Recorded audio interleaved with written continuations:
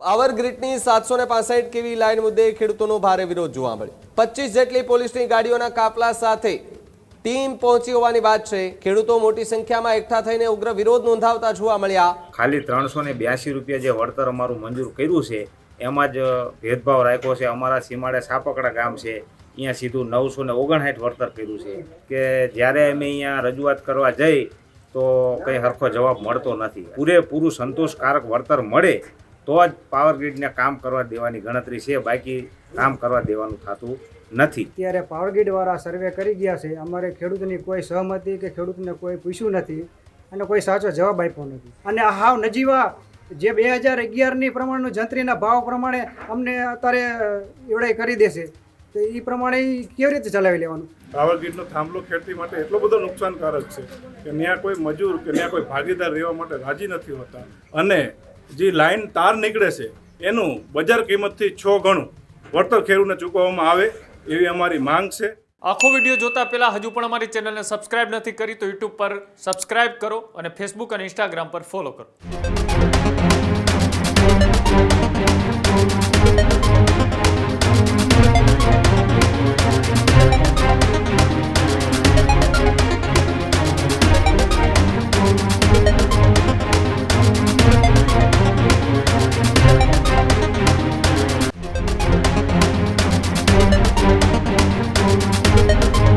ફરી એકવાર વીજ લાઇનને લઈને ખેડૂતોમાં આક્રોશ જોવા મળી રહ્યો છે। જ્યાં સુરેન્દ્રનગર નજીક જે ધ્રાંગધ્રા આવેલું છે તેના ધ્રાંગધ્રા તાલુકાના કોડ ગામમાં ખેડૂતો આક્રોશ જોવા મળ્યા।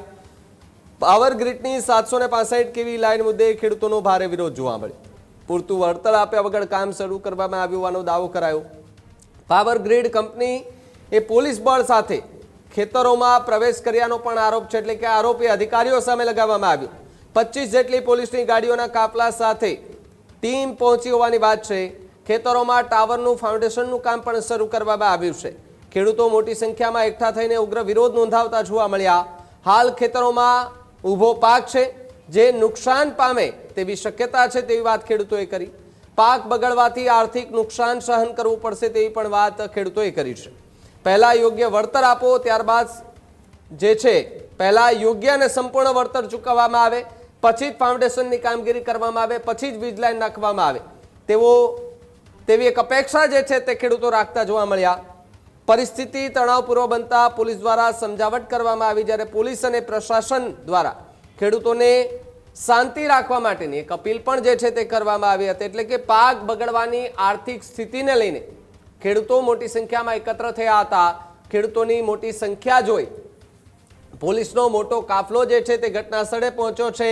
ખેડૂતો જે છે તેમણે કહ્યું કે પહેલા યોગ્ય વળતર આપવામાં આવે, વળતર આપ્યા પછી જ અહીંયા જે છે તે કામ શરૂ કરવા દેવામાં આવશે, ત્યાં સુધી કામ પણ શરૂ નહીં થાય। 50થી વધુ ગાડીઓના કાફલા સાથે પોલીસ જે છે તે ત્યાં પહોંચી હોવાની વાત છે। મોટી સંખ્યામાં પોલીસનો કાફલો પણ ત્યાં પહોંચી ચૂક્યો છે તેવી વાત હાલ સામે આવી રહી છે। અને પાવર ગ્રીડ નામની જે કંપની છે તેમની 765 કેવી લાઇન મુદ્દે ખેડૂતોનો ભારે વિરોધ જોવા મળી રહ્યો છે। અમારા કોંડ ગામની અંદર આ પાવર ગ્રીડ વાળા જે લાઇનનું સર્વે કરી અને કાઢે છે એમાં યોગ્ય વળતર અમને મંજૂરી ઉડાઈને કર્યું નથી। પહેલાં પ્રથમ તો ખાલી 382 રૂપિયા જે વળતર અમારું મંજૂર કર્યું છે એમાં જ ભેદભાવ રાખ્યો છે। અમારા સીમાડે સાપકડા ગામ છે, અહીંયા સીધું 959 વળતર કર્યું છે, અમને નકરું 382 એમાં ભેદભાવ રાખ્યો।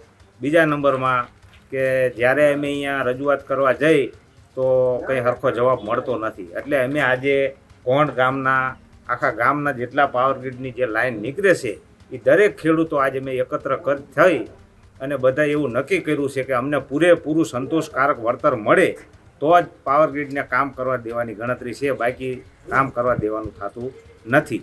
અને બીજા નંબરમાં કે જે એમનો 67 મીટરનો જે વિસ્તાર છે લાઇનનો, એ કોરિડોરનો, એ વિસ્તારની અંદર જ એવડે કામ કરે, એની બહાર જો કામ કરશે તો જે ખેડૂતો જે કહેશે એ પ્રમાણે વળતર એમને દેવું પડશે।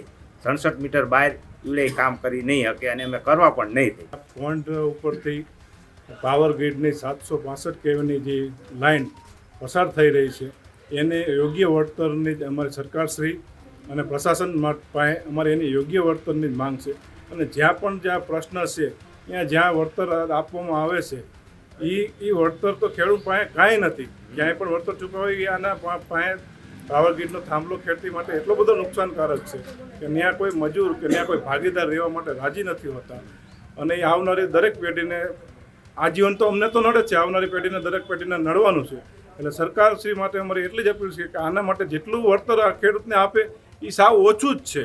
એટલે અમારી માંગ તો એવું છે કે ખેડૂતને માસિક પોલ દીઠ ₹1,00,000 માસિક ભાડું સરકારશ્રી ચૂકવે, એટલે પાવર ગ્રીડ કંપની ચૂકવે, અને જે લાઈન તાર નીકળે છે એનું બજાર કિંમતથી 6 ગણું વળતર ખેડૂતને ચૂકવવામાં આવે એવી અમારી માંગ છે.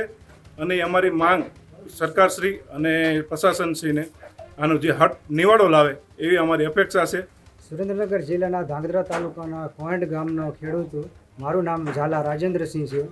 અને મારી વાડીમાં અત્યારે પાવર ગ્રીડવાળા સર્વે કરી ગયા છે. અમારે ખેડૂતની કોઈ સહમતિ કે ખેડૂતને કોઈ પૂછ્યું નથી અને કોઈ સાચો જવાબ આપ્યો નથી. હવે મારી વાડીમાં 1.5 હેક્ટરની જમીન છે, એમાં અમે 2 ભાઈઓ છીએ.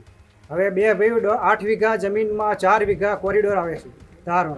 હવે એ 2 ભાઈઓને અમે 4 થાય છે પાછલી પેઢી અમારી. તો અમારી 4 વીઘામાં તો તાર જ આવે છે, તો પાછળ 2 વીઘા અને આગળ 2 વીઘા વધે, તો 2 વીઘામાં અમારા 4 બાળકો શું કરશે?